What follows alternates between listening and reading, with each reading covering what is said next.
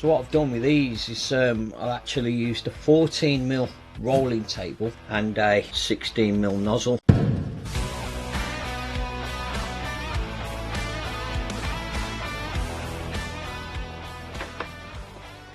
You'd think that doing pillows would be quicker than balls as there's no strokes with the table, but in truth they probably take a little longer due to having to remove them from the top roller. Then secondly, having to push them down the chute rather than them rolling down under their own steam.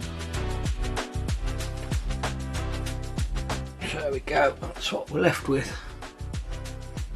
These are going to be useless in a catapult or throwing stick, but they'll be ideal in my bait boat or when I'm spodding.